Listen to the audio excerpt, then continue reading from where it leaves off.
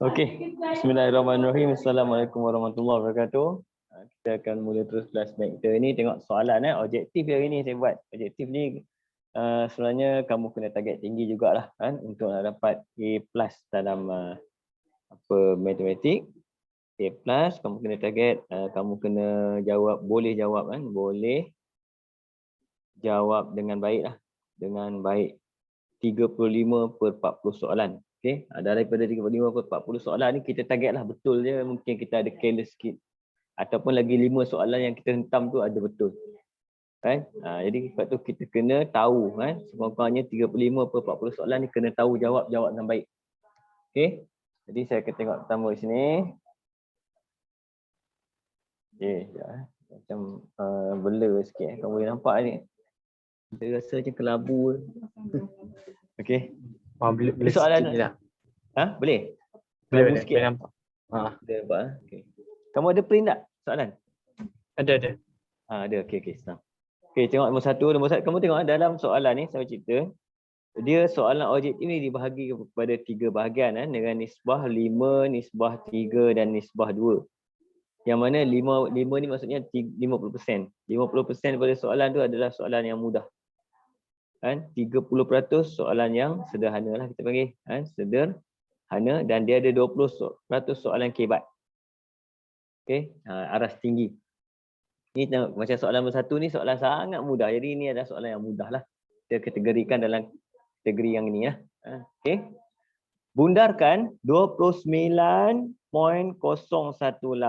kepada satu angka berarti. Kadang-kadang ada pelajar tak tahu dah benda ni. Satu angka berarti. Tapi saya rasa kamu soalan macam ni memang makanan kamu lah. Kan? Senang. Satu angka berhenti maksudnya kita akan ambil daripada kiri. Daripada kiri maksudnya yang ini. Yang ini kita panggil dia satu angka berhenti. Jadi sebab orang sebelah dia macam biasalah bundar. Kalau orang sebelah dia lebih pada 5, kita kena tambah 1. Dia jadilah 3. Tapi sebab dia angka berarti, nilai ni tak boleh berubah. 29, yang ini kita kena letakkan bagi lengkap juga. Dia punya rumah sama 30. Sebab tu soalan ni mudah kan. Untuk soalan nombor 1 ni jawapan kita terus dapat A. Boleh Zia? Angka berarti tak ada masalah kan? Boleh kan? Saya rasa mudah boleh. Angka berarti ni. Boleh. Okay. Nombor 2, kamu tengok. Nombor 2 pun senang juga. Ini nombor piawai. Nombor piawai pun sangat mudah dia bagi. Tengok dia kata apa?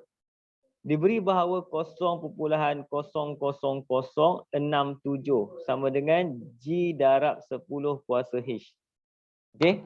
Untuk nombor piawai dia ada kaitan dengan angka berarti dia, geng. Iaitu untuk G ni kita kena ambil nombor yang pertama yang ada ertinya.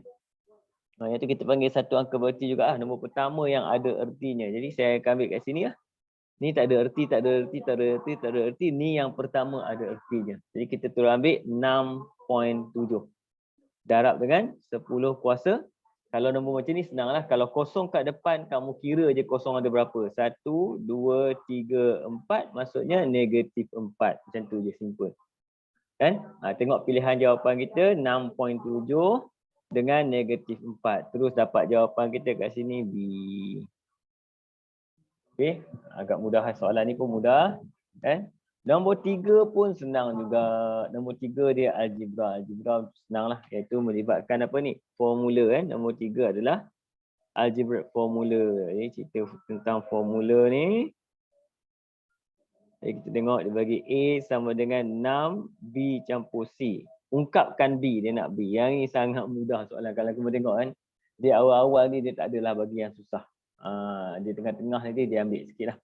Yang ni macam biasa, saya akan expand dulu. Saya akan berhenti kejap untuk beri laluan azan. Jadi kita sambung balik. Kamu boleh teruskan, Zik. Okay. Yang ini saya rasa algebra pun kamu rasa kamu ambil MAT. Kamu tak ada masalah dengan algebra lah, mudah lah. Kan? Jadi kat sini kita tengok terus. A, saya expand dulu. Kita akan dapat 6B campur dengan 6C. Dia nak B, saya pindahkan C sama dengan 6B. A tolak dengan 6C. Potong aja 6 ni turun bawah. Ini pun sangat mudah lah bagi pelajar yang. Sebab tu saya rasa kamu kena memang kena target skor lah untuk Kita panggil dia untuk mat ni kena A+ kan. Cuba. Okey. Jadi jawapan kita kat sini adalah D. Kan? Mudah kan? Untuk nombor 3 D. Okey. Terus kita pergi nombor 4. Nampak? Nombor 4 pun masih lagi soalan yang memang orang kata apa, kalau soalan macam ni masuk exam ni bonus. Masih lagi soalan yang kita panggil soalan bonus lah bagi saya. Just bagi nampak jelas sikit.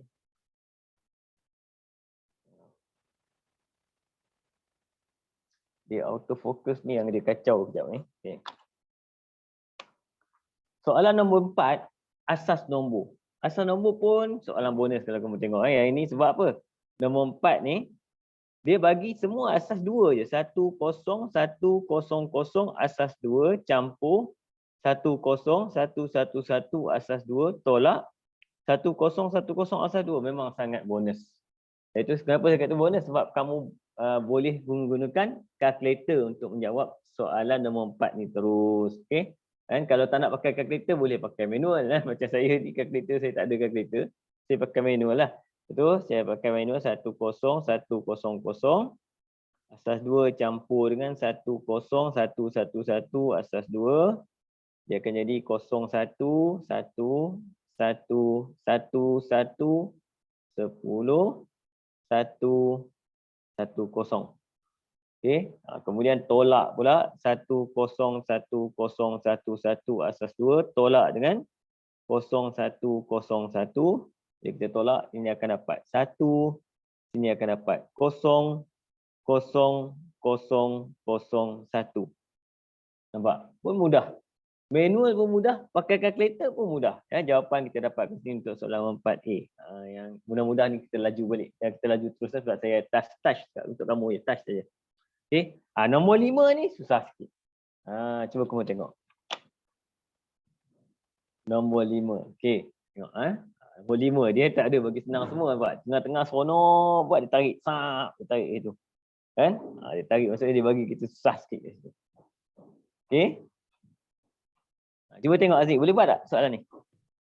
Boleh, saya dapat A. Okey, bagus. Memang terbaik. Okey.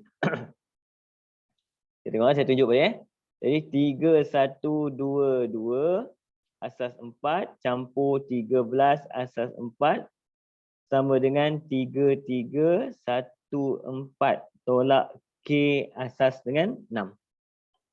Okey. Mula-mula kita campur dulu macam biasalah. 3, 1, 2, 2 asas 4 campur dengan 13 asas 4. Saya campurnya biasalah. Cuma bila asas 4 bila kita campur kat sini 2 campur 3, 5. 5 tak boleh lah kan sebab dia asas 4. Jadi kita kalau macam saya buat biasa, saya terus ambil kat sini. Apa saya buat sini terus saya 5 tolak dengan asas dia balik. 5 tolak asas dia akan dapat 1. Saya letak 1 sini. Kemudian 4 ni saya letak atas. Jadi 1, 2, 3, 4. 4 maksudnya 4 tolak 4. 0, 0, 1. Ini 2, ini 3. Ini salah satu cara lah. Okay. Kamu boleh pindah belah sini pun tak ada masalah. Boleh dapat jawapan. Okay. Kemudian dah dapat ni, kemudian kita boleh ambil ni, tolak yang ini. Ni tolak ini. Kita akan dapat 3, 3, 1, 4. Sorry ni, asas 4. Tolak dengan 3, 2, 0, 1. Asas 4. Yang ini kita akan dapat sama dengan K asas 6. Guna algebra biasalah.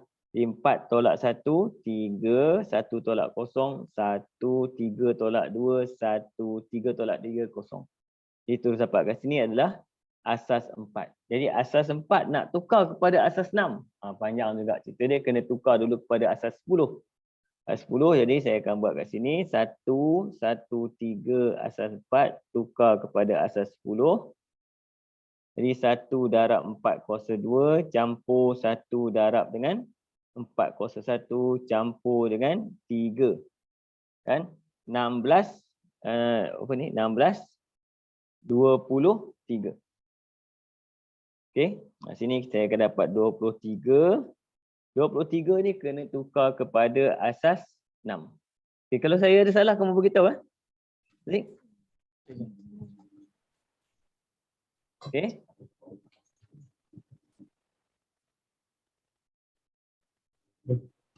Boleh, boleh. Ya, cikgu. Oh, ni saya salah salin eh? Ah, Saya salah salin soalan dah. Saya rasa macam pelik eh. Okey, okey, okey. Oh, saya dapat ni balik. 32 silap tadi. Oh, yang ni kosong. Sekejap saya salin. 110. 1 okey, 110 eh. 110 maksudnya kat sini kita akan dapat 20. 20 ni masih lagi asas 10. Asas 10 kena tukar pada asas 6. 20 saya akan bahagi dengan 6. Saya akan dapat kat situ 4. 3 sorry. 3 sebab dia 18 kan. Okey. Jadi kat sini kira baki dia akan dapat 3 sini tolak 18 sama dengan 2. Jawapan kita 32. Betul Zik? 32 betul. Betul. Okay. Dia panjang sikit cerita dia. Kan? Berjela-jela kan? Kan? Okey. Sebab tu kamu tengok dia akan bagi satu mudah. Satu lagi dia tarik panjang. Dia menggunakan satu biasanya dalam SPM kita target dia memang pemeksa penggubah soalan akan buat apa tau. Satu soalan asas, kalau 2 soalan masuk, satu akan boleh menggunakan kalkulator. Satu lagi mesti dia akan buat pertukaran asas yang tidak boleh menggunakan kalkulator. Okey. Nombor 6. Macam mana Zik? Nombor 6 okey. Nombor 6 pun senang ni. Dapat C. Nombor 6 kamu dapat C. Okey, kita tengok Nombor 6 kat sini, bila dia bagi kat sini, satu cara untuk kita selesaikan soalan hujah ni adalah kita panggil cara dia buang yang keruh, ambil yang jernih. Contoh saya ambil saya akan buang benda yang sama. Contoh X tolak 5, X tolak 5 saya akan buang. Buang tu sampai tak nampak ni, Pak. Ni buang. Nampak kan? Kemudian apa lagi saya buang kat situ? Saya akan buang lagi apa lagi yang sama? Kosong ni sama. Sama juga kosong. Kan? Kemudian apa lagi yang sama? Bila atas bawah dah tak ada benda yang sama, kita tengok kiri kanan pula. Kiri kanan kita akan nampak simbol ni sama. Nampak? Jadi apa yang tinggal? Yang tinggal ni. Jadi jawapan kita adalah X ni 5 je. Jawapan kita kat sini apa? D. Kenapa jadinya tu? Sebab dia nafikan, nampak? Bila dia nafikan dekat premis 2, maka dekat kesimpulan pun kita kena nafikan. Boleh faham? Boleh? Cincin kita nafikan. Ya? Tak, terangkan balik. Terangkan balik. Okey. Dia asal dia kat sini, yang kat atas tu dia bagi jika X lebih kecil pada 5, maka kat situ X tolak 5 lebih kecil pada 0, nampak? Kan? Dekat permis 2 tu dia bagi kat situ adalah X tolak 5 lebih besar pada 0. Jadi kalau yang bawah ni dia nafikan, nampak? Yang ini lebih kecil, dia jadi lebih besar. Okey? Jadi dekat bawah ni juga kita kena nafikan dia. Kesimpulan kita maksudnya benda ni yang kita nafikan juga. Macam tu. Dia kena ikut. Okay. Kalau dia bagi yang ni lebih kecil, maka jawapan kita bawah ni pun akan ikut yang ni lebih kecil. Boleh. Okay.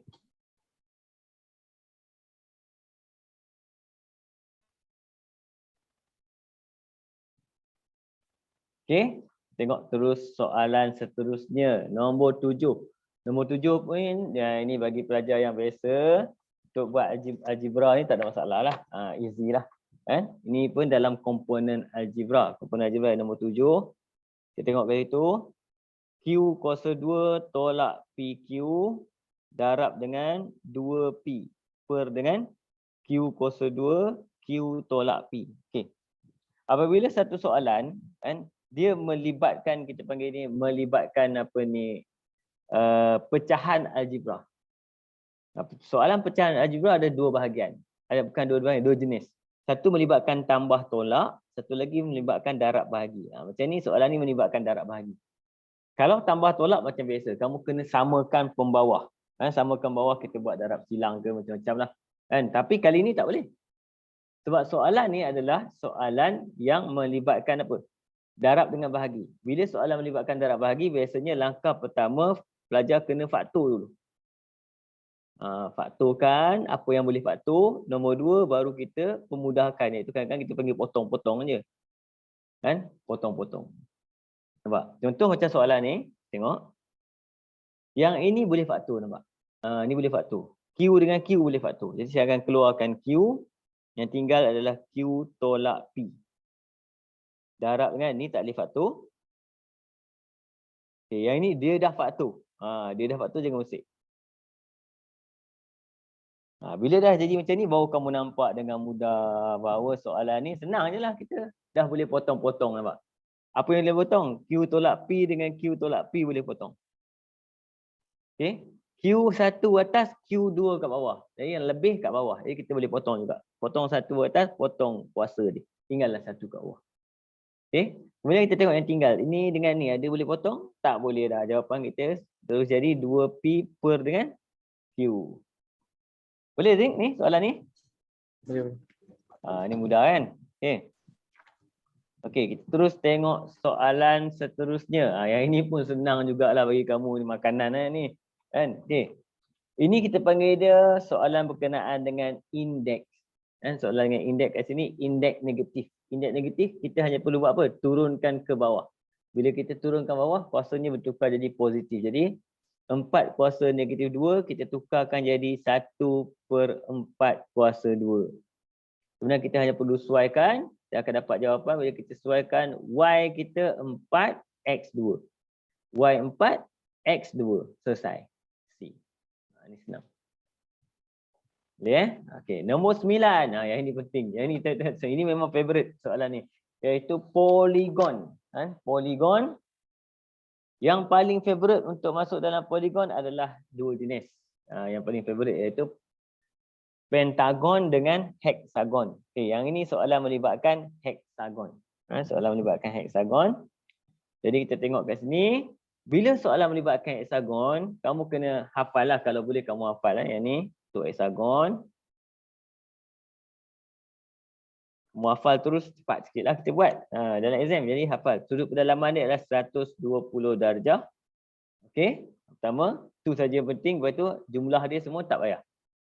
Jumlah dia kita boleh dapat ni darab 6 dapat jumlah kan. Kemudian ni sudut peluaran 60 macam tu. Okey, kemudian bila kita jadikan segitiga, soalan dia mesti dia akan tanya benda ni. Bila jadikan segitiga kita akan dapati dia akan jadi segitiga sama kaki. Bila segitiga sama kaki, kalau yang ini 120, balance kita ada lagi apa? 60. 60 bahagi 2 kita akan dapat seorang 30. Setiap poligon sekata kamu kena hafal benda ni. Kan? Dia punya sudut pedalaman dan juga segitiga sama kaki dia. Contoh, kalau pentagon. Kalau masuk exam kamu kena diminta pentagon. Pentagon maksudnya sudut pedalaman kita kamu kena hafal 108. Lepas tu dia punya segitiga sama kaki kita 108. Bagi 2 kita akan dapat 36 dan 36. Kita laju lagi. Bila kita biasa nombor tu ada dalam kotak. Ini contoh soalan ni. Dia jadi mudah bila kita tahu sistem ni. Iaitu yang ini, segitiga ni, yang kecil ni. Yang kecil ni adalah apa? 30 untuk heksagon. Bila 30 berapa kat luar? 180 tolak dengan 30 dapat jawapan kita 150 darjah. Boleh Zik Okey? Okey. Okey, nombor 10 boleh buat. Nombor 10 senang ni. Soalan apa? Macam soalan tingkatan 3 ni. Kan? Boleh buat? Sangkut sikit dah lupa dah. Dia. Bila kamu tengok garis lari kan, kalau kamu tengok garis lari, apa yang paling mudah pada garis lari yang kamu ingat? Kan? Garis lari yang paling mudah sekali apa? Zigzag, betul tak? Ingat tak zigzag? Kan? Atas bawah sama, betul. Bila atas bawah sama Zik, apa kita buat? Kita terus jadikan dia zigzag kat sini. Sini, kita potong dulu ni. Nampak?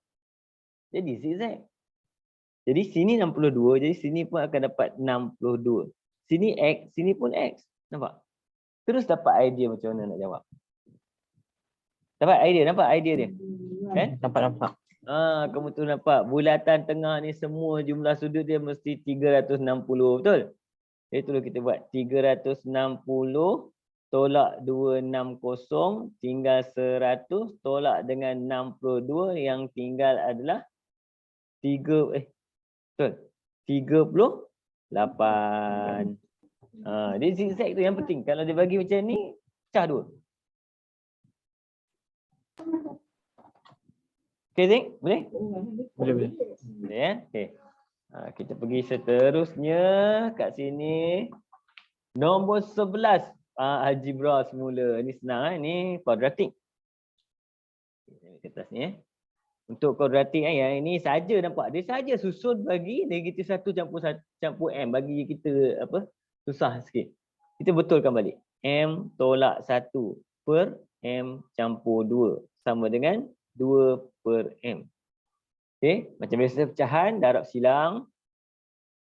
M tolak 1.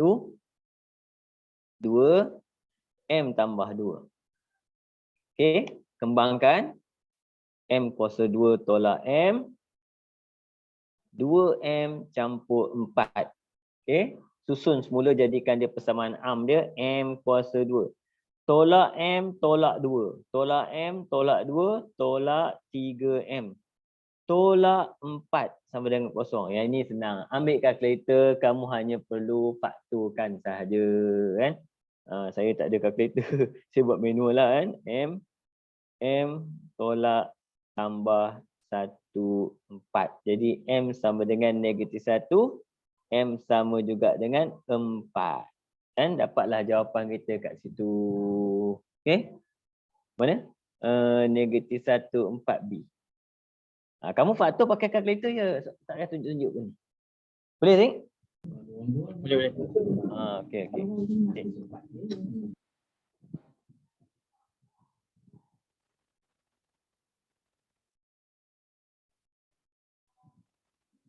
Okay, jadi kat sini lagi sekali kita tengok nombor 12.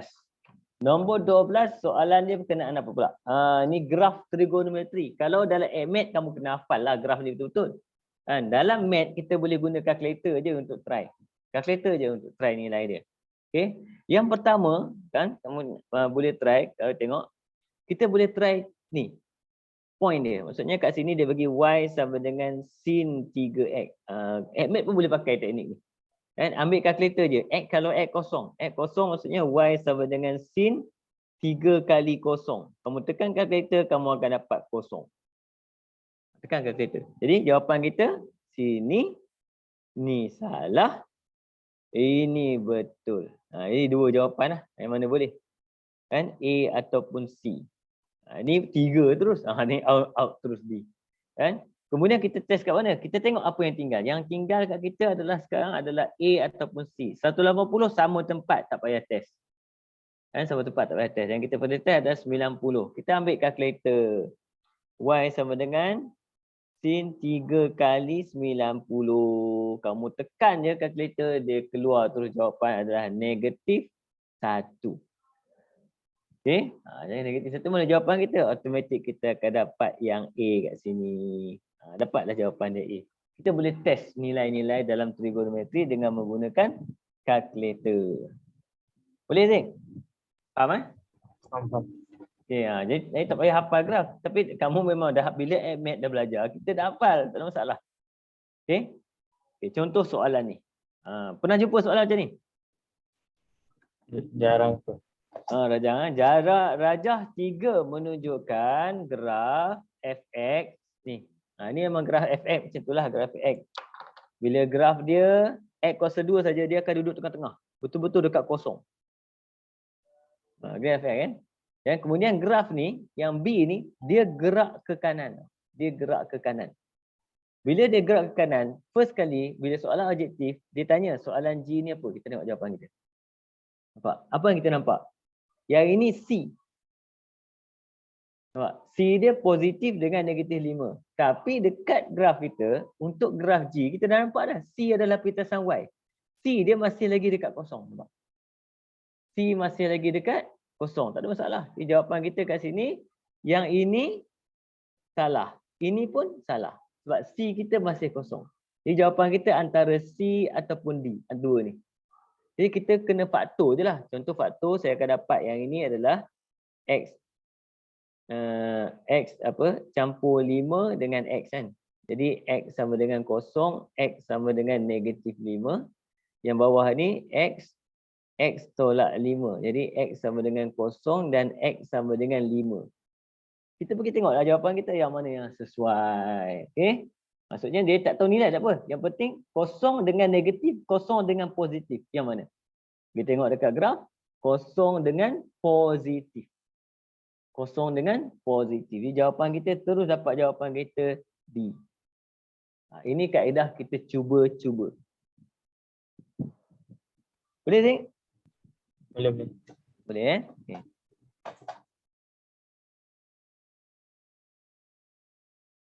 Okay. Bila kita guna kaedah cuba-cuba macam ni, biasanya apa soalan pun boleh buat. Kita ambil jawapan, kita try. Jawapan try. Kalau kita tak tahu dia punya teknik tertentu untuk menjawab terus. Yang ini pun antara soalan set yang agak mencabar juga saya tengok. Rajah 4 menunjukkan sebuah gambar rajah van dengan set semester GH. Okay. Dia bagi kat sini, tentukan rantau yang setara dengan rantau ni.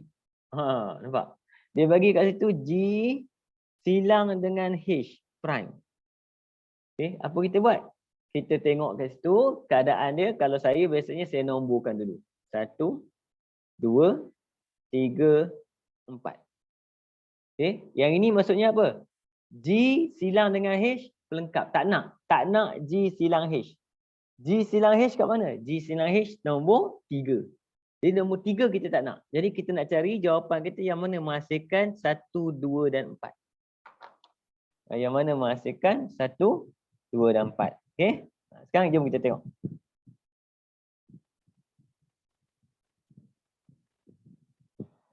Okey, sekarang jom kita tengok soal jawapan kita A. Jawapan untuk A kat sini adalah, tengok dia bagi apa? G silang bukan H. G silang bukan H. Jadi macam mana nak buat? Kalau kamu jumpa macam ni, yang ada pelengkap, kita akan pergi dekat pelengkap dulu. Boleh dekat G pun boleh. Contoh, saya akan pilih kat sini, saya akan pilih bukan H. Jadi saya akan tutup H. Bila saya tutup H, yang mana adalah G? 2. Kita nak 1, 2, 4. Jawapan untuk A, 2 je. Salah A. Okay? Sama ni. Ini gabung senang. Bila gabung, kita tutup dan buka. Contoh macam ni. Tengok. Bukan H. Saya tutup bukan H. Jawapan kita yang tinggal apa? 1, 2. Kemudian dia nak apa? Gabung dengan G. Ada lagi tak G? Ada. Buka. Jadi jawapan kita apa? 1, 2, 3. Dia tutup dan buka je. Gabungan senang. Tutup, buka. Tutup, buka. Okay. Ni gabungan lagi ni. Sebab kita tutup apa dulu? Bukan G dulu. Bukan G. 1 dan 4. Bukan G, 1 dan 4. Kemudian dia nak apa? Gabungkan dengan H. Buka H. Jadi jawapan kita kat situ adalah apa? 1, 3, 4. Bukan juga jawapan kita. Jadi jawapan kita mana? D. Kenapa D? Sebab bila D, gabungan G, bukan G dengan bukan H adalah bukan G. 1, 4. Gabungkan dengan 1, 2. Okay. 1, 4 gabung dengan 1, 2, kita akan dapat jawapan kita kat situ 1, 2, 4. Faham tak? Faham. Faham Okay.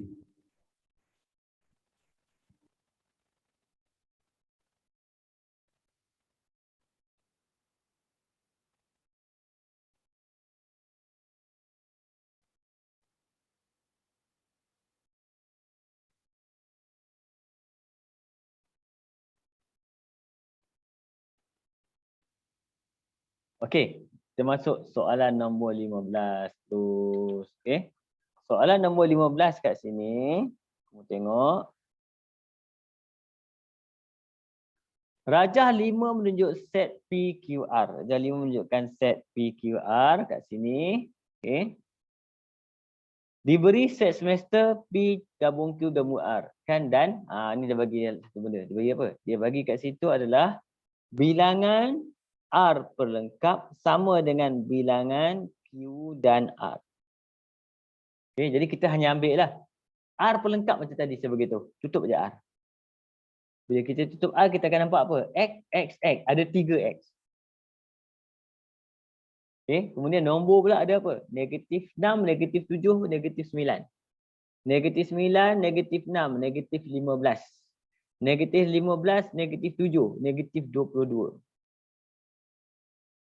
sama dengan bilangan Q silang dengan R. Q dengan silang dengan R senang kan? Mana Q silang dengan R? Q silang dengan R sini. 11. Dia dapatlah jawapan kita 3X sama dengan 11 campur 22. Dapat X sama dengan 33/3 dapat apa? 11. Boleh Zik? Ni mudah lagi kan? Boleh dapat. Bolehlah ni senang enggak lah saya tengok. Kan? Okey. Sekarang kita pergi dekat soalan seterusnya kat sini.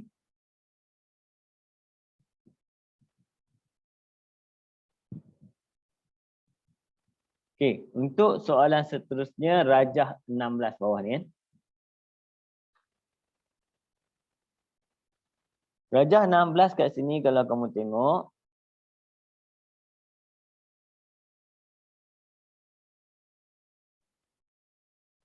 menunjukkan sebuah gambar rajah van, menunjukkan sebuah gambar rajah van dengan set semester J gabung dengan K. Semua ni aja maksudnya tak ada kotak kat luar kan. Okey, soalan dia.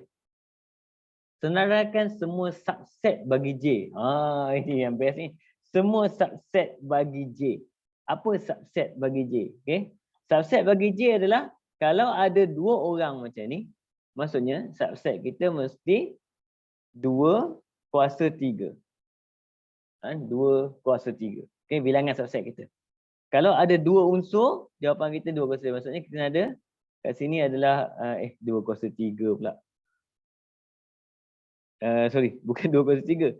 Apa? 2 kuasa 2. Sebab unsur kita ada 2 je, bukan 3 kan. Ada 2. Maksud 2 kuasa 2 maksudnya ada 4 subset. Okey, jom kita tengok siapakah keempat-empat subset kita. Yang mana jawapan kita? Kan? 1, 2, 3, 4. Tu dapat D. Tak payah buat tak apa. Kalau 2 unsur. Kalau 3 unsur, maksudnya 2 kuasa 3. Sebab formula kita kat sini yang kita pakai untuk nombor 16, bilangan subset adalah sama dengan 2 kuasa N. N adalah apa? Sama dengan bilangan unsur. Ingat Zik? Boleh? Boleh. Ya, okey.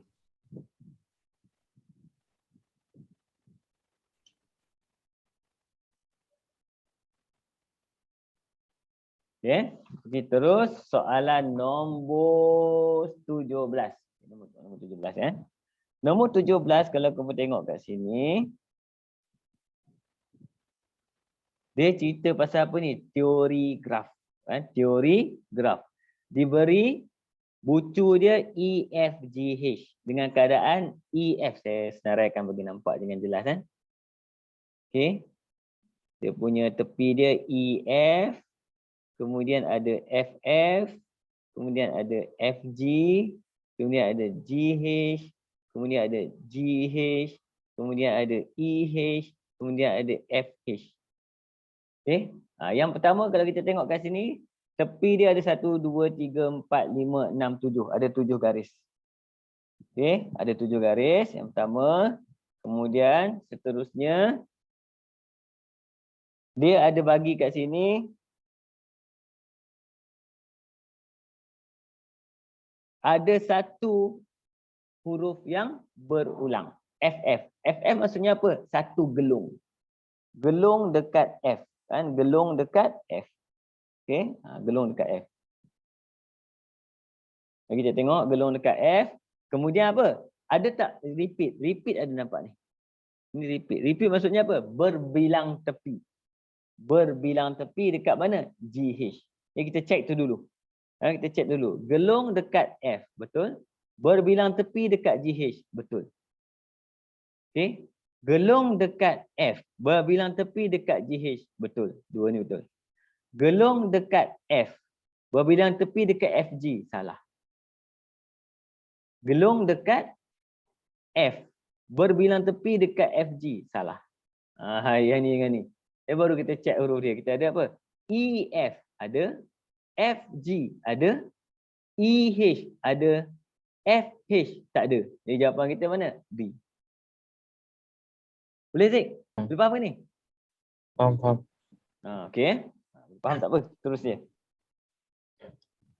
Jadi kita tengok terus kat sini. Rajah 7 menunjukkan satu rangkaian. Rajah 7 menunjukkan satu rangkaian kat sini. Tengok. Hitung darjah bagi bucu. Hitung darjah bagi bucu. Okey. Darjah bagi bucu I. Apa maksud darjah? Darjah maksudnya berapa garisan yang menuju ke situ. Kan? Berapa garisan yang menuju ke situ. Kita tengok kat sini. Sini ada 1, 2, 3, 4, 5. Gelung ada 2 darjah. 1, 2, 3, 4, 5, 6, 7. Gelung saja ada 2 darjah. Okey. Semua jawapan kita bilangan darjah dia adalah 7 dekat bucu I. Boleh faham? Kalau tak faham kamu cakap je. Kan? Terusnya. Oh, untuk bergelung je ada 2 Gelung aja 2. Gelung ada 2.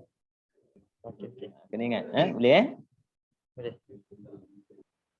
Okey, seterusnya saya pergi dekat ni kan. Nombor 19. Nombor 19 kat situ. Antara titik berikut yang manakah tidak memuaskan ketaksamaan linear. Yang ini kita pakai kaedah cuba jaya, iaitu kita gantikan saja nombor-nombor yang ada tu kan. Nombor contoh, nombor kat sini.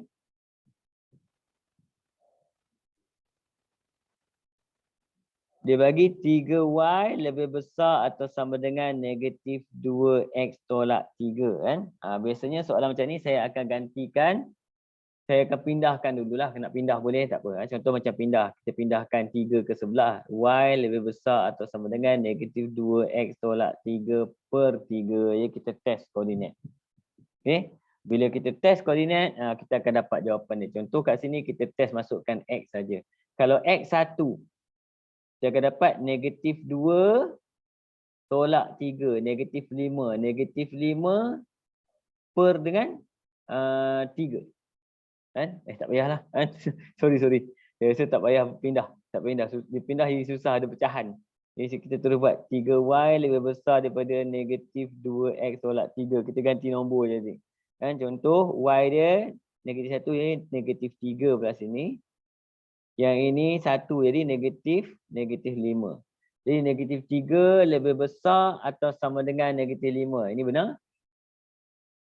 Betul? Kita test satu. Okey, kemudian kalau yang ini benar, yang ini biasanya salah. Nombor dia terbalik ni. Jadi kat situ 3y. 3y maksudnya 3 lebih besar pada masukkan dengan negatif. Kan? Negatif. Oh betul kan? saya tengok y berapa. Betul kan? X negatif 1. Jadi kita akan dapat 4 tolak 3, 1. 3 lebih besar 1. Betul juga. B betul juga. Kalau kosong. Kosong maksudnya kita masukkan, kita akan dapat kosong lebih besar atau sama dengan negatif 3. Kosong lebih besar negatif 3. Betul juga. Okay. D. Kita try D tengok. D 3 kali kosong. Kosong lebih besar atau sama dengan negatif 3. Akan dapat 6 tolak 3, 3. Kosong lebih besar 3. Ini salah. Okay. Jadi jawapan yang paling baik untuk kita sekarang ni adalah, kita ambil adalah D. Boleh faham tak? Kan? Kadang-kadang saya pun sangkut-sangkut kat nombor soalan macam ni. Kan? Tiba-tiba dia hilang apa. Kan? Soalan senang kan dia boleh blank tau. Perlu kena hati-hati kat tu.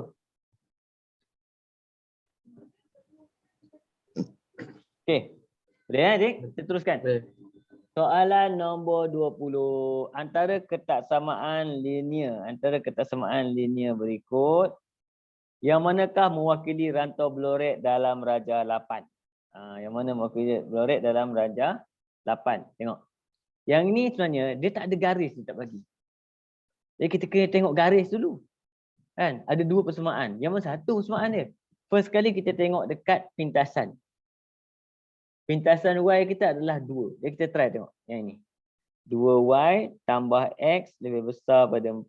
Jadi kat sini 2y lebih besar atau negatif x campur 4. Jadi Y lebih besar negatif 1/2X campur 2. Okey. Ini kita dapat pintasan dia dekat 2. Cantik. Kemudian satu lagi. Yang ini. Y campur 2X lebih besar daripada 4. Ini ya. Oh, dia lain-lain . Oh, dia bagi lain-lain . Pandai soalan ni . Saya tak perasan. Kalau lain-lain kita buat soalan gaya lurus lah. Soalan gaya lurus senang. Saya buat tukar-tukar. Kita buat soalan gaya lurus. Soalan gaya lurus kita tengok keturunan dulu. Keturunan adalah Y bahagi dengan X.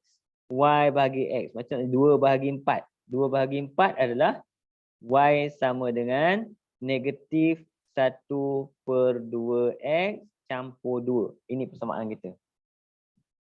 Okey. Negatif 1/2X campur 2 kat situ. Okey. Kemudian saya jadikan dia pergi ke sebelah. Kita akan dapat 2Y sama dengan negatif X campur 4. Itu persamaan kita. Bawa lagi, dia kata 2Y campur X sama dengan 4. Jadi persamaan kita adalah 2Y campur X sama dengan 4. A. Boleh, Zik? Boleh. Boleh, okey.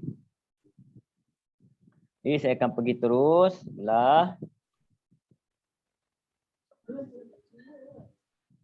Kita tengok soalan nombor 21 pula. Ini soalan masih lagi dalam bahagian ketaksamaan ni. Banyak betul ketaksamaan buat persamaan sebab kamu belajar ketaksamaan form 3 ada. Kamu belajar dalam tingkatan 5 pun ada. Tingkatan 4 ada, tingkatan 5 pun ada sikit. Seorang suri rumah membeli bahan X dan bahan Y untuk satu resepi kek. Bagi menghasilkan sebiji kek, dia perlu memastikan bahan Y tidak melebihi bahan X lebih daripada 30 gram. 300 gram. Okey. Dia kata apa sini? Bahan Y tidak melebihi bahan X. Okey. Apa maksud bahan Y tidak melebihi bahan X? Okey. Jadi perkataan kat sini, kalau dia kata Y tidak melebihi, maksudnya Y lagi sikit pada X. Betul? Bila Y lagi sikit pada X, maksudnya siapa tolak siapa? Dia mesti X tolak Y.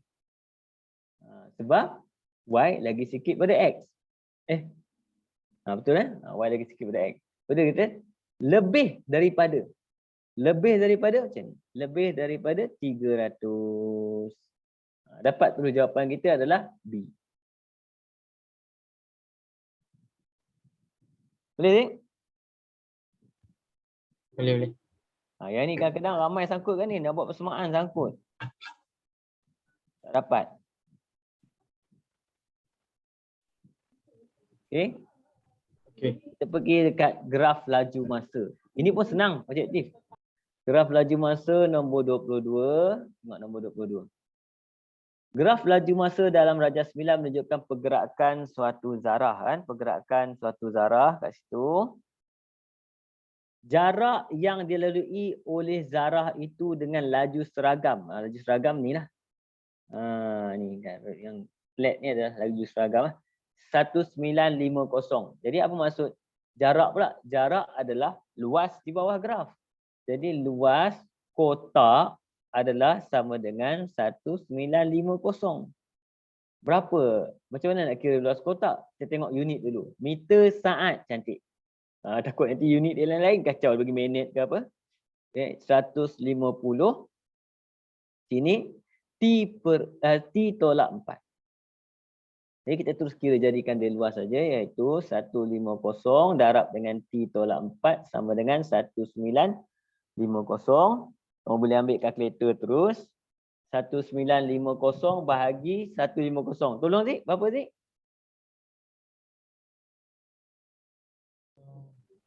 Dapat 13. 13. Jadi campur 4, T dapat 17. Nampak? Kalau exam kamu itu soalan macam ni kan seronok kan?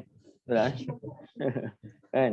Ni soalan antara soalan yang memang saya ambil pada buku ilmu bakti ni, soalan ni bagus.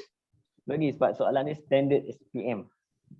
Dia bukan standard percubaan. Standard percubaan kacau soalan. Nombor 23. Okay, tengok nombor 23 pula kan. Raja menunjukkan satu graf jarak masa bagi perjalanan sebuah kereta. Ada jarak masa kan? Okey.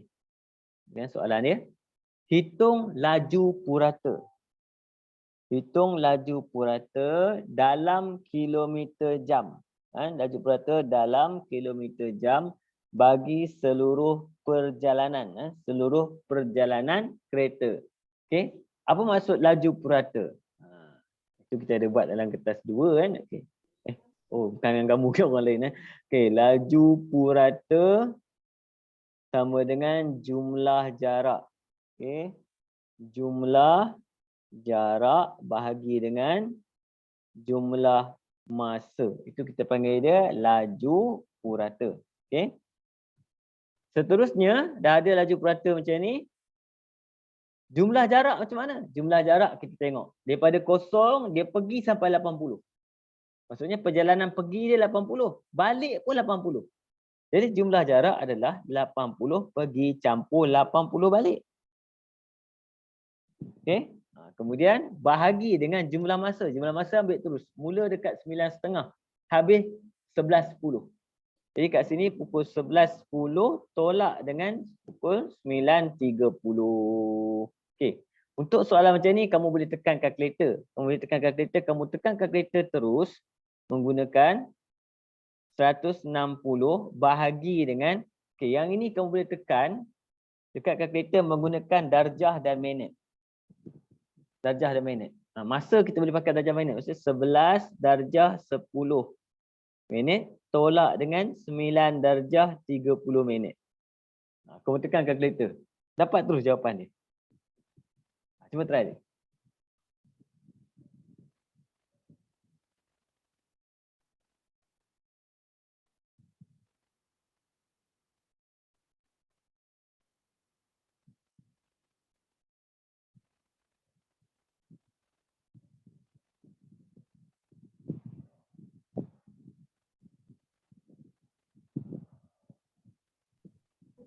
Darjah tu simbol yang titik koma-koma tu kan?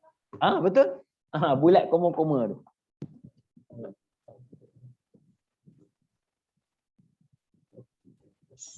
Cuba tengok, dapat jawapan.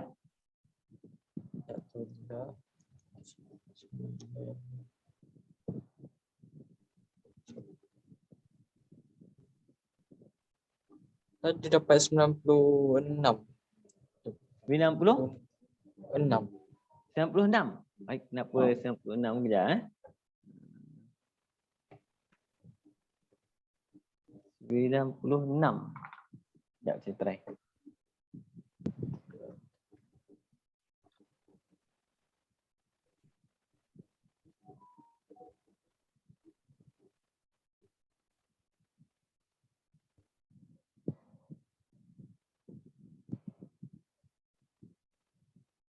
Satu 60 bahagi dengan berapa? 11.10 tolak dengan 9.30. Dapat itu. Alamak, kalkulator saya tak ditukar pula. Betul lah.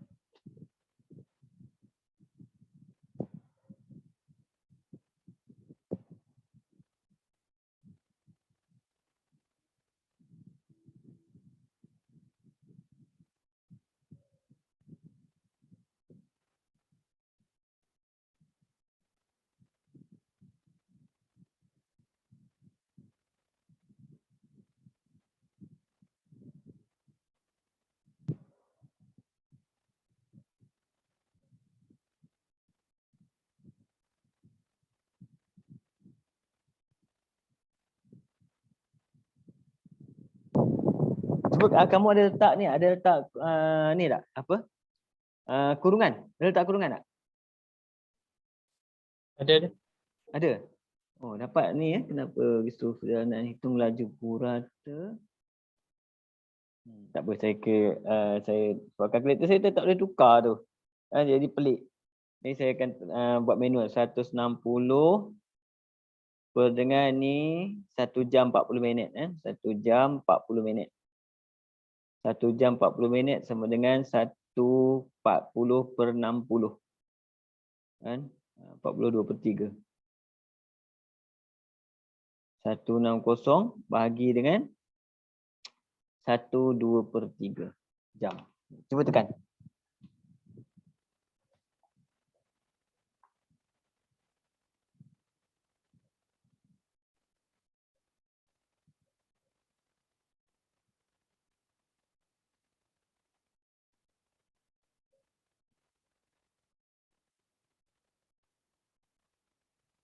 Dapat 96 juga.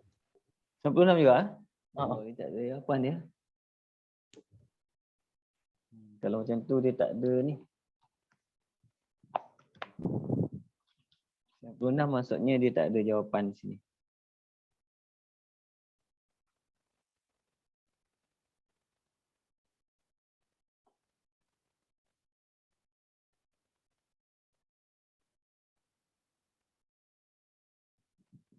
Jawapan dia ni maksudnya soalan ni ada kesalahan lah.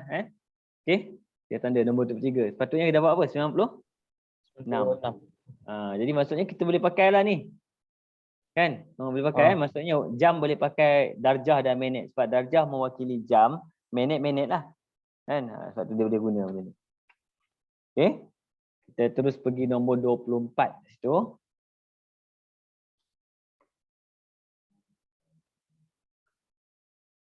Rajah menunjukkan skor diperoleh murid dalam satu permainan. Sekiranya median ialah 6, nyatakan nilai minimum bagi X. Okey, median ialah 6. Bila dia letak median dengan X adalah median. Jadi kita ada dua pagar.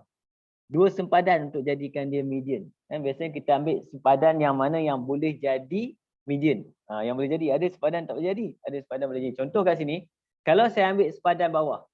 Ini belah ni 3, belah sini banyak ni. Lebih dari 3. Jadi dia tak boleh balance. Jadi saya kena pakai sempadan sebelah kanan. Sempadan atas. Bila sebagai sempadan atas, okay. Kamu kena ingat bila kita pakai sempadan atas kat sini, maksud dia kat sini, untuk menjadikan 6 ni median, maksudnya sebelah kiri mesti lebih 1 daripada sebelah kanan. Boleh faham? Sebelah kiri mesti lebih 1 daripada sebelah kanan bilangan dia. Jadi sebelah kiri kita ada 3 campur X. Sebelah kanan kita ada 4, 5, 6. Nampak? Dan kita tak boleh balance 6-6. Kalau 6-6 balance, median kita adalah 6.5. Jadi nak bagi jadi 6 jadi median, maksudnya X sebelah kiri kita mesti lebih 1. Lebih 1 maksudnya belah kiri kita kena 7. Okay? Jadi kalau 7, berapa X kita? 4. Boleh faham Zik ni cerita ni? Ni kadang-kadang susah juga cerita ni.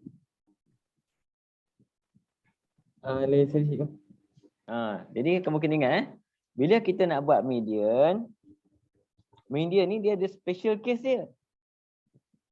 Iaitu kita mesti dapat sama banyak tau kiri kanan sepatutnya kan. Tapi kalau kita contoh kat sini. Kalau saya ambil belah kiri ni 6, ni 6 kan. Belah sini pun 6. Jadi kalau sama banyak, siapa median?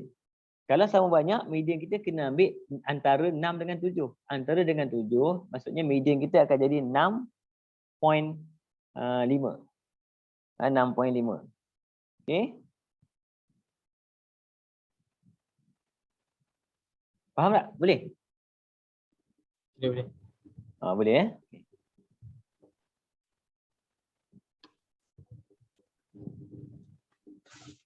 Okay. Ya, Hari. Kat sini bila kita nak dapat X kita kena lebihkan. Okey. Boleh cuba kamu jawab nombor 25 kejap. 25 dengan 26 kejap Okey, try. Jadi kita bincang.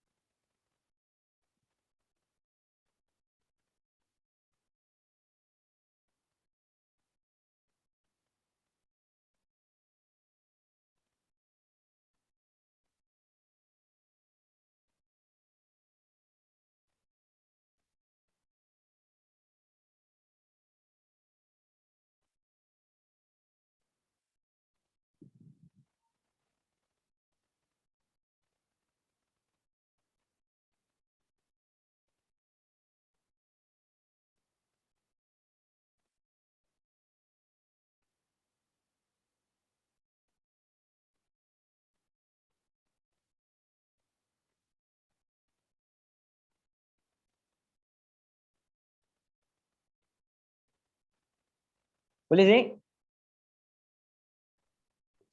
Takut sikit. Tak apa, tak apa. Saya tengok Jadi saya minum air sekejap. Dahaga. Okay. Kamu boleh lah kalau nak minum air ke apa. Cakap je Okay.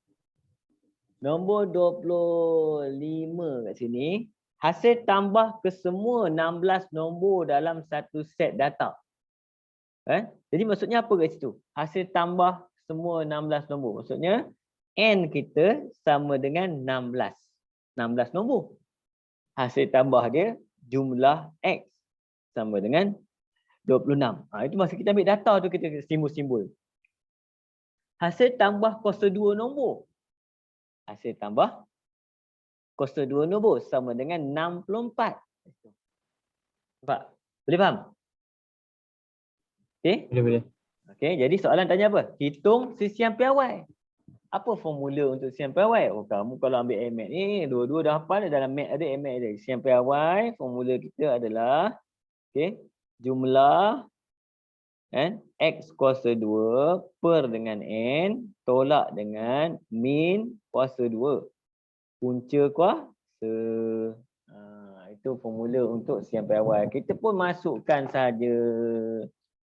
Dapatlah jawapan kita punca kuasa 64 per dengan 16 tolak min. Mana min? Min adalah min formula min adalah jumlah X per N. Jadi kita masukkan 26 per dengan 16 kuasa 2. Ambil kalkulator, kira dapatlah jawapan. Boleh? Cuba kira.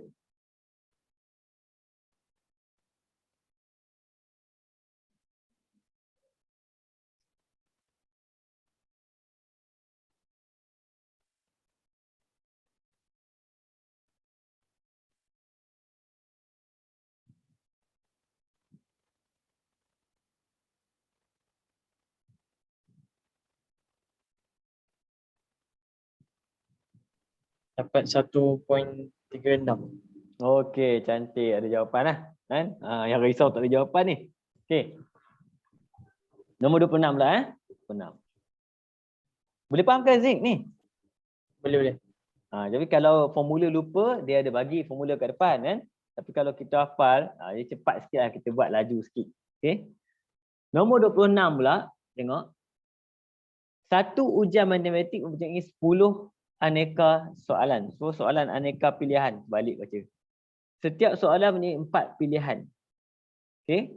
Dia ada apa? Ada 10. N sama dengan 10. Kemudian setiap soalan ada 4 pilihan. Nadirah memilih jawapan secara rawak bagi 2 soalan aneka pilihan. Bila 2 soalan, ini soalan apa? Kebarangkalian. 2 soalan maksudnya macam ni. Ada 2. Okey.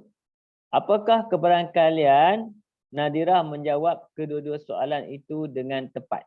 Okey, apakah kebarangkalian Nadirah menjawab kedua-dua soalan itu dengan tepat? Okey, soalan dia kata apa? Ada 10 soalan aneka pilihan. Setiap soalan mempunyai 4 pilihan. Nadirah memilih jawapan secara rawak bagi 2 soalan aneka pilihan dalam ujian tersebut. Apakah kebarangkalian Nadirah menjawab dua-dua soalan? Okey, bila kita tengok itu, kebarangkalian yang dia pilih kan adalah berdasarkan kepada mana? 10 soalan ke A, B, C, D? Mana sahaja yang dia pilih? A, B, C, D betul? Kan? Dia pilih A, B, C, D kan? Okey. Jadi kalau A, B, C, D maksudnya kat sini, setiap jawapan yang betul adalah 1 daripada 4 pilihan. 1 per 4. Okey. Bila dia pilih 2 soalan, maksudnya dia akan memilih 1 per 4 darab dengan 1 per 4. Okey. Dapat jawapan kat sini adalah sama dengan 1 per 16. Okey. Ada kaitan tak dengan 10 soalan?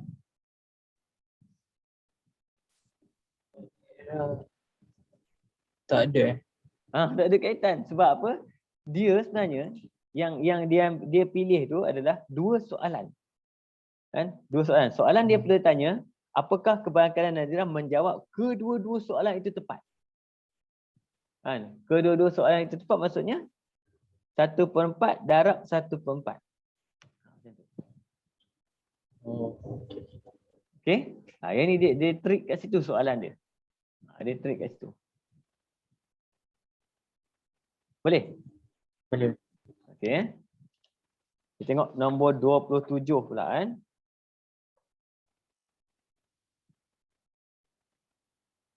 Dalilah mempunyai sebatang pen penanda merah kan? Dan 4 batang pen penanda biru, 3 batang pen penanda hitam. Ini kebahan kalian ni. Banyaknya cerita dia. Merah ada 4 batang. Biru, merah 4 pula. Merah 1. Biru ada 4. Hitam ada 3. Okey. Kemudian, dia memilih 2 batang pen penanda secara awak. Satu demi satu tanpa pergantian. Ayat penting dia 2 batang. Terus kita buat macam tadi. 2 batang. Okey. Kemudian satu demi satu tanpa penggantian. Tanpa penggantian maksudnya dia tak letak balik. Okey. Hitung kebahan kalian, dia akan memilih sebatang pen penanda biru. Kemudian sebatang pen penanda merah. Satu biru dan satu merah. Okey. Kalau dia nak apa? Biru, merah. Okey. Saya baca dia soalan. Kadang-kadang dia ada trik kan. Hitung kebaran kalian bahawa dia akan memilih sebatang pen penanda biru. Kemudian sebatang pen merah. Betul. Okey. Jadi kalau masa dia ambil biru, maksudnya apa? 4 daripada semua sekali. 8. Tapi bila dia ambil merah, sebab dia tidak kembalikan, jadi bilangan semua akan ditolak 1 sebab biru hilang 1. Jadi kalian untuk merah adalah 1 darab 1/7. Dapatlah jawapan kita kat sini adalah 1/14. Boleh Zik? Boleh. Boleh okey. Antara berikut manakah merupakan satu liability? Liability. Yang ini pakar ke? Kamu ambil akaun tak? Ambil. Ambil akaun pakar pula ni. Lagi pakar pada saya. Cerita dia bonus lah soalan ni. Okey, mana satu liability? B.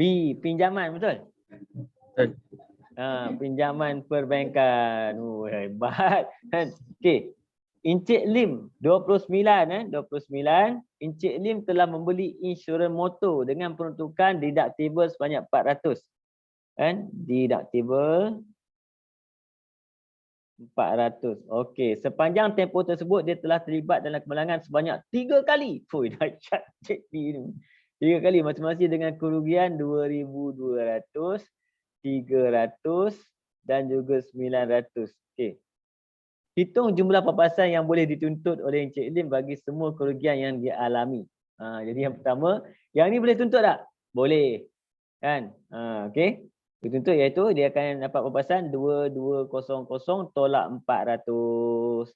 Jadi dia boleh tuntut sebanyak 1,800. Yang ini bayar sendirilah. Kalau dia nak tuntut juga boleh. Tapi orang gelak kat dia lah. Bengong dituntut. Kata. Kan? Kerugian 300 kena bayar 400 rugi. Okey. Jadi kat sini macam contohlah kalau kamu bawa motor ke apa, tiba-tiba kamu accident, terlanggar sedikit bumper kereta depan. Kan? Lepas tu kamu tengok-tengok, alamak macam mana ni? Lepas tu orang kata tak apalah adik kan, bayar upah cat cukup RM50 bayar je. Sebab kalau kita pergi claim insurans, kita kena bayar 400 tau. Sebab kita bersalah. Sebab deductible ada kat situ. Dekat sini 900 pun sama. 900 boleh claim, tolak dengan 400 sama dengan 500. Jadi jumlah yang dia boleh claim adalah 2,300. Boleh Zik? Senang boleh? Boleh. Okey, nombor 30. Nombor 30, dahsyat ni kalau boleh habis ni. Saya tak pernah buat tau, habis mengajar kelas online. Soalan objektif 40 soalan tak pernah habis tau. Dengan kamu first time ni kalau habis ni. Rekod. Okey, nombor 30. Puan Roslina mempunyai jumlah pendapatan tahunan sebanyak 69,320. Ini pendapatan tahunan PT. Sebanyak 250 dipotong daripada gaji bulanannya untuk potongan cukai bulanan. Kan? Jadi sebanyak berapa? 290 darab dengan 12. Kan? Jumlah potongan cukai bulanan. Zik, tolong kira Zik.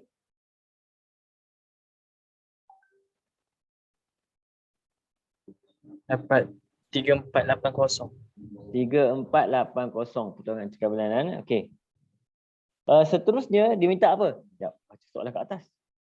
Hitung baki cukai pendapatan yang perlu dibayar kepada LHDN berdasarkan jadual 2. Dia maksudnya potongan cukai tak cukup ni. Kan banyak sangat gaji. Okey. Gaji dia 50,000 hingga 70. Dia bagi macam ni senang lah sebab apa? Kan dia tak bagi jadual besar. Kalau bagi jadual besar, kita kena cari benda ni dulu. Sebab jadi 50,000 yang pertama kita tolak. Dia kena cukai 1,800, maksudnya 69,320 tolak dengan 50,000. Tinggal kat situ adalah kat sini tinggal 19,320 yang belum kena cukai. Yang ini dah tolak, maksudnya dah kena bayar 1,800. Okey. Kemudian yang lebihnya balance dia adalah 14%. Kan 14%, maksudnya ni apa? Ni maksimum dia. Ni maksimum dia. 14% daripada yang balance dia. Maksudnya kena bayar lagi 14% daripada 19,320. Jadi, tolong Zik ni. Dapat 2704. 2704.8%. 8. Okey. Jadi jumlah cukai dia berapa? Campurlah dengan 1800. Jadi jumlah cukai dia kena bayar adalah sebanyak 80 sen. Ini 4054. Banyak ni. Okey, soalan tanya berapa dia bayar, berapa lagi dia kena bayar? Dia dah potong sebanyak 3480. Jadi kita kena tolaklah dengan 3480. Okey, dapatlah baki yang dia kena bayar pada LHDN. Berapa?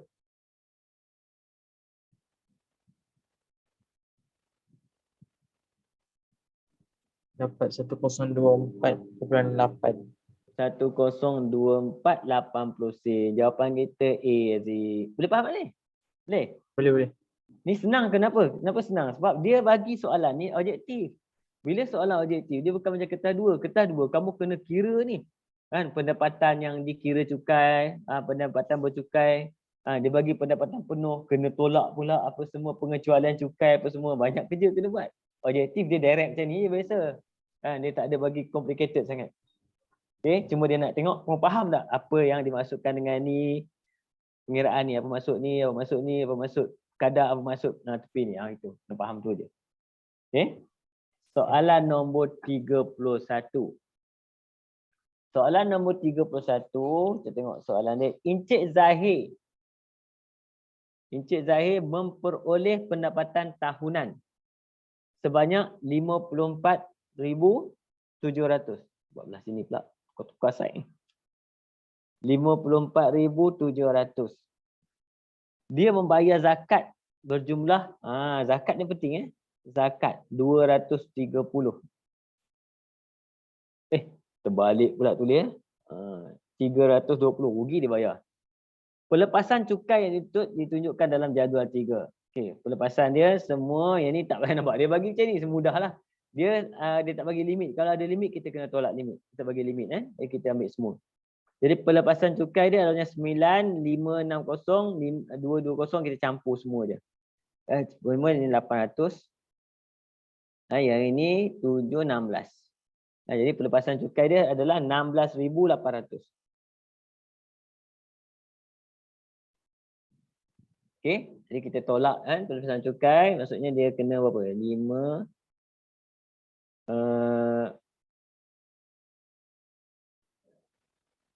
berapa ni?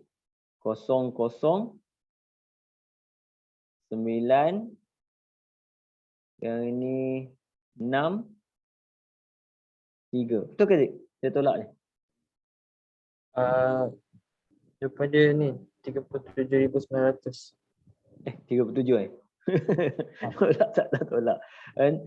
37 okey tu. 37,900. Okey. Sekarang okey. Bila kita dah ada macam ni, okey, sekarang ni zakat bolehkah kita tolak untuk mengira pendapatan bercukai? Kena tolak tak zakat?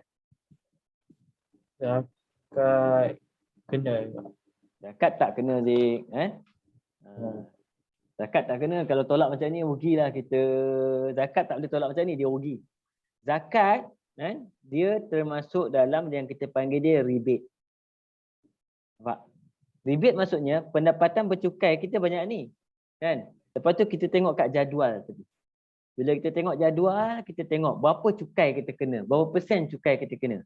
Kan? Bila dah kira semua cukai kita kena, baru tolak zakat. Zakat tolak last sekali. Nampak? Kalau kita tolak ni, kemudian baru kita kira rugi kita. Sebab tu special dengan zakat. Zakat dia kata dia termasuk dalam rebate. Rebate maksudnya kita akan tolak selepas semua pengiraan dibuat. Dah confirm berapa kita kena bayar, baru kita kira. Contoh macam tadi yang ini kan. Macam Puan Roslina tadi kan. Kita kira kan. Setiap tahun dia kena bayar berapa cukai dia. Cukai dia tadi macam ni. Dia kena bayar tadi yang belum cukup adalah 1024, betul tak? Kan? Tiba-tiba dia ada zakat pula bayar. Yang ini kita tolak lagi zakat. Tolak lagi. Maksudnya zakat itu kita tolak last, tu kita panggil rebate. Zakat. Okey? Dia ada dua jenis rebate. Dalam ni rebate ada dua. Rebate ada dua. Yang pertama rebate zakat. Yang kedua rebate pendapatan rendah. Pendapatan rendah maksudnya berpendapatan selepas kita kira semua pendapatan kurang pada 35,000 setahun. Kalau dia pendapatan dia kurang pada 35,000 setahun selepas kita kira, kan? Ini pendapatan bercukai. Selepas kita kira maksudnya dia akan dapat lagi rebate sebanyak 400. Kan? Ini rebate lagi. Dapat. Okey, nanti kamu check balik ni sama ada, saya pun tak ingat 400 ke 240 macam tu, tapi saya rasa 400. Rebate ada dua. Tapi yang paling selalu banyak masuk exam adalah rebate pasal zakat. Jadi kalau kamu bayar zakat, walaupun kamu bayar bulan-bulan sikit-sikit kan, RM10, nanti bila cukai pendapatan kamu, kita boleh claim balik. Kan? Macam ni Boleh ni Okey? Faham Okey. Nombor 32 kat sini, antara pasangan segitiga berikut yang manakah kongruent? Apa maksud kongruent? Kongruent maksudnya dia seperti kita panggil dia serupa. Serupa maksudnya seperti apa? Sudut. Kan? Tapi kalau kamu tengok, dia ada sifat tertentu tau untuk kita tentukan kongruent tu. Kan? Tapi sifat tu memang saya pun tak hafal tau. Sifat tu saya pun tak hafal. Kan? Yang dalam form 5 kot saya rasa ni. Form 5 yang apa? Sudut side angle lah, memang pening sikit macam tu. Saya pun tak hafal. Jadi apa kita buat? Kita tengok je yang serupa. Yang serupa maksudnya sudut penting. Sudut. Jadi kalau kita kira sudut kat sini, kalau sini 48, sini 96, kita dapat kira sudut di sini. Nampak? Dengan menggunakan apa? 180 tolak dengan 48 tolak dengan 96. Kita boleh kira. Bila kita kira, kamu akan dapat berapa? Cuba kira. Dapat 36. 36? Okey, 36 jadi kat sini, mana satu yang kongruen kita tengok.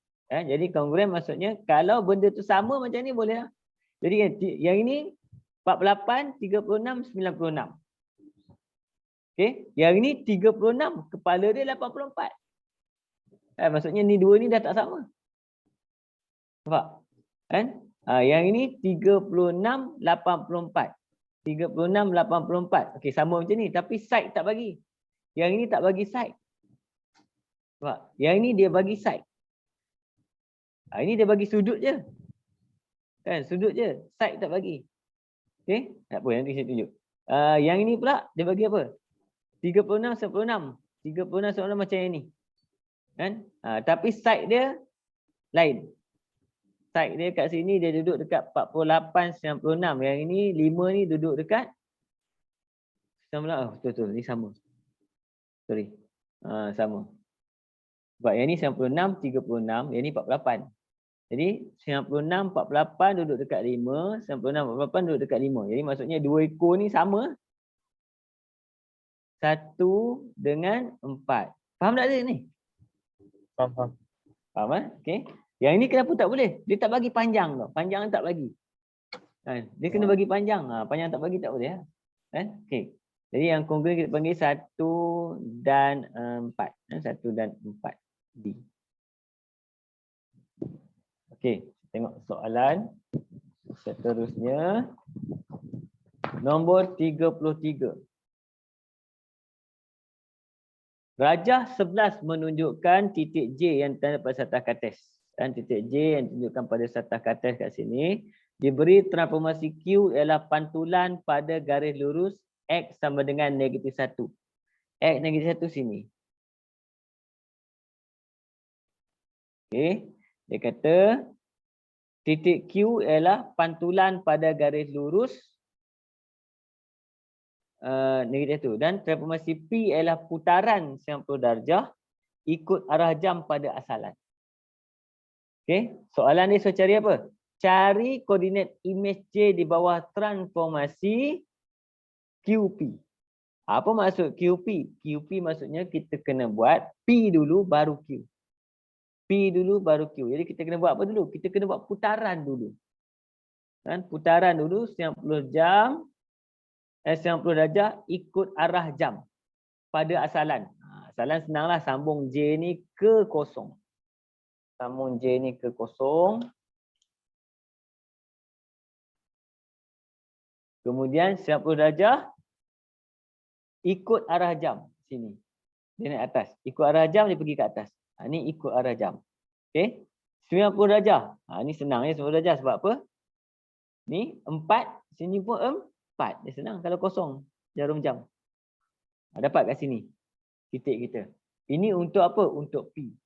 Untuk Q pula dia kata apa? Pantulan. Kita pantulkan pada garis kita. Pantulkan 1, 2.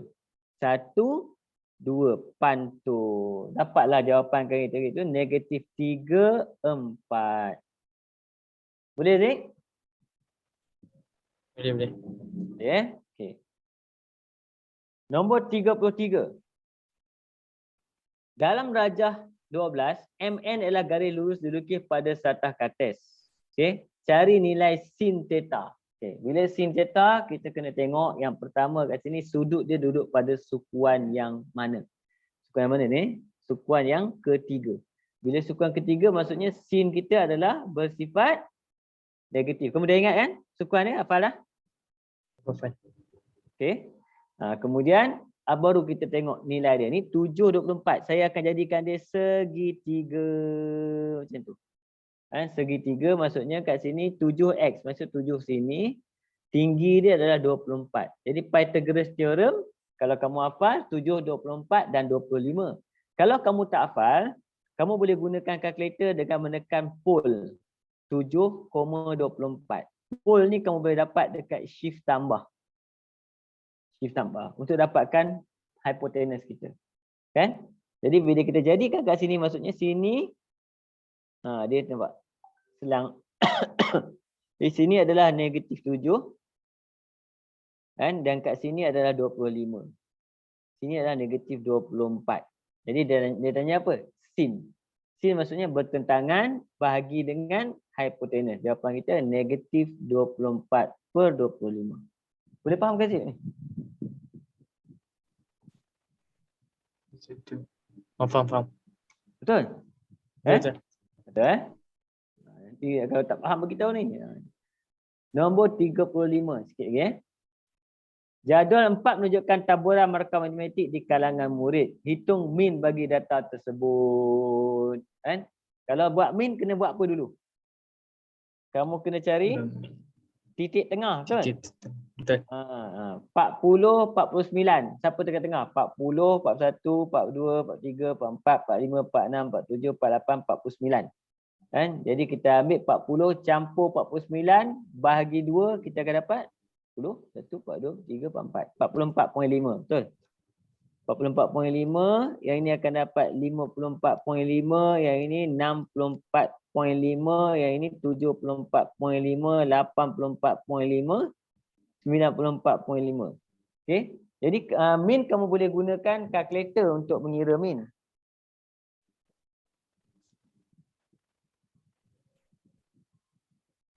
Mana kalkulator? Ada kalkulator Zik? Ada. Tahu tak guna kalkulator? Tambah semua berarti bagi. Tambah semua boleh kejap saya tunjuk. Kalkulator saya boleh tak statistik.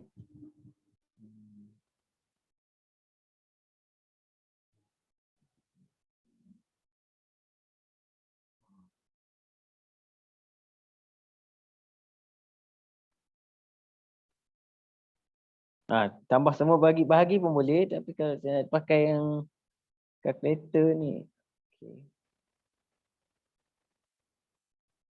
Tak boleh. Saya tak pandai pakai kalkulator saya, handphone ni. Dia lain. Jadi kalau kamu buat manual, kamu kena ambil ni darab kan? Darab tambah. Darab tambah. 4 darab 44.5 tambah 8 darab 54.5 tambah 20 darab dengan 64.5 tambah dan seterusnya. Lepas tambah bagi dengan jumlah kekerapan. Jumlah kekerapan kita campur semua. Boleh kan? Zik? Boleh. Boleh. Kamu pakai kalkulator apa? 570 ms. Yang hitam, warna hitam Cuba kamu clearkan semua data kamu. Clearkan. Clearkan maksudnya kamu tekan shift mode 3 tu. Sama dengan. Dah. Okey, lepas tu kamu cari mode SD. Try tengok. Mode SD. Ada? Ada. Okey, dah tekan Okey, cuba kamu masukkan ni. Kamu masukkan, tengok cara saya bagi data yang kamu kena masukkan. Kamu tekan ni kalkulator kamu yang ni, tekan. Kamu tekan. Okey, 44.5 titik bertindih ni 4. Lepas tu tekan M tambah. Lepas tu seterusnya macam tu juga. 54.5 titik 8 M tambah. Tekan terus je sampai habis. 20 M tambah. Kan? Sampai 74.5 titik 16 M tambah. Kan? Kemudian 84.5 koma bertindih 9 M tambah. 94.5 koma bertindih 3 M tambah. Dia bagi last kali dia akan bagi N. Bilangan N ni. Ada?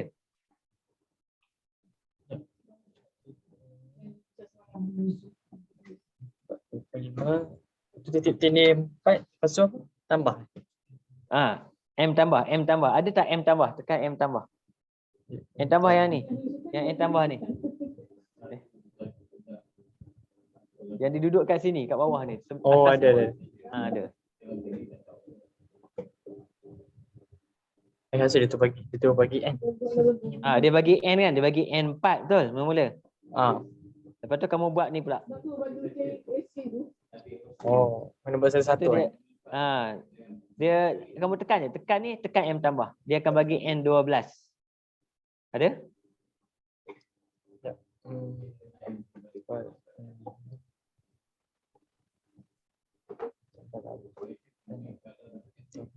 Ah, 12. Lepas tu buat seterusnya. Dia akan tambah lagi 32 dia bagi. 32. Lepas tu dia buat lagi terus. Yang ni dia akan bagi 48. Lepas tu 57. Last kali 60. Betul? Apa ni? Betul. Betul. Okey. Boleh? Okay, sekarang kamu tekan on balik. Tekan on je. Dia akan kosong. Tekan on. Dah? Dah. Okey, tekan. Lepas tu kamu pergi dekat shift. Kamu tengok VAR ada dekat bawah. Nombor 3 ke, nombor 2 ke, nombor 1 ke, ada VAR. VAR. Ada tak? Ya, ada. Ada. Nombor apa? Nombor 2. Nombor 2. Okey, tekan. Dia keluar. Ada tak simbol min macam ni? Dia simbol P. Ha? Macam ni Simbol ada? tak ada. Dia keluar Yang simbol macam ni? P. P. Ah. Dia keluar apa? PQR. Dia keluar simbol P kecil. P kecil. Okey, cuba kamu tekan shift 1. Dia keluar apa? Oh, ada. Min.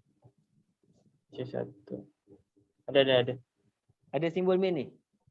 Ada. Ada ambil simbol min, ambil simbol min ni, pilih nombor min ni, kemudian tekan sama dengan.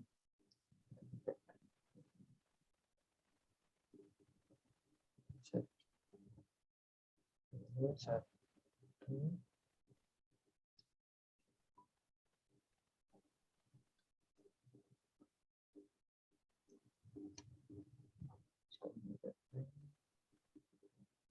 Ada? Dia keluar tak?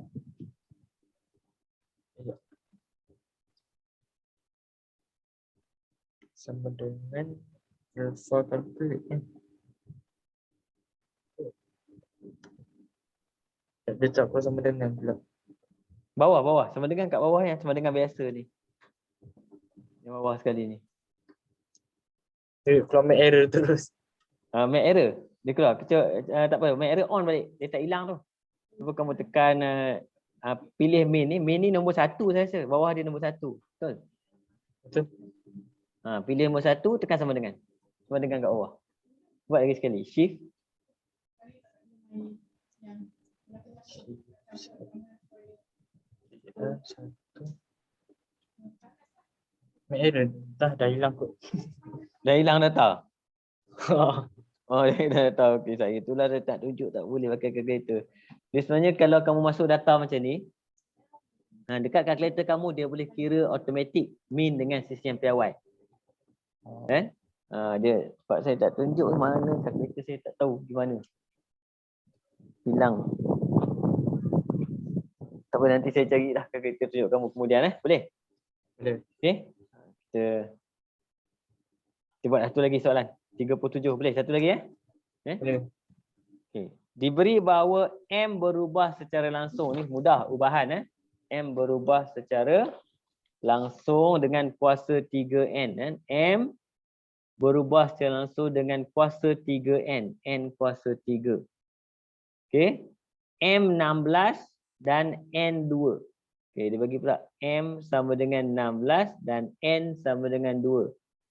Hitung nilai N tak tahu apabila M 128. Yang ini kita boleh guna kaedah perbandingan. Bila kita guna kaedah perbandingan, kita buat macam ni. Yang ini kita macam biasa, kita tukarkan sama dengan K, N kuasa 3. Jadi kita dapatkan K dulu. Pindahkan M per N kuasa 3. Bila kita dapat K, kita tak payah ganti nombor terus. Kita terus ambil, maksudnya kita kena anggap K ni dengan K ni sama. K sama, jadi maksudnya kat sini saya akan ambil M per N kuasa 3 mesti sama dengan M per N kuasa 3. Mesti sama. Yang sebelum dengan selepas. Jadi dia nak cari yang selepas ni, maksudnya saya akan terus buat 128 per dengan N kuasa 3 sama dengan 16 per 2 kuasa 3. Kan? Jadi kita boleh kira terus. Gunakan darab silang saja pun boleh. Terus dapat kat sini, tekan kalkulator boleh.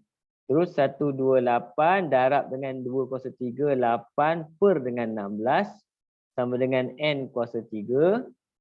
Okey, yang ini kita akan dapat 64. N kuasa 3. Punca kuasa 3, kita akan dapat N sama dengan 4. Okey, faham tak apa saya cerita ni? Faham. Boleh ini kita gunakan kaedah apa? Perbandingan saja. Tak payah cari K dulu, buat persamaan, ganti, tak payah. Okey? Okey. Boleh belakang-belakang ni saya senang. Belakang matrik saya tinggal kamu buat. Matrik senang. Okey. Jadi alhamdulillah sampai untuk hari ni sampai sini dulu. Saya harap kau boleh faham lah. Kan? Okey. Boleh Zain? Boleh. Kalau ada apa-apa soalan nanti kamu boleh WhatsApp saya lah. Kamu WhatsApp je. Kalau kamu sangkut apa homework ke apa, ada latihan yang cikgu mau bagi ke sangkut, kamu WhatsApp je soalan. Boleh Zain? Boleh. Jadi kita jumpa seterusnya. Saya dah bagi ada soalan yang saya bagi kamu tu, soalan MAT pun dah bagi siap dah. Jadi kamu boleh tengok-tengok soalan tu, kertas 2 tu. Okey. Okey, kita jumpa lagi insya-Allah minggu depan. Assalamualaikum warahmatullahi wabarakatuh. Terima kasih. Terima kasih cikgu. Sama.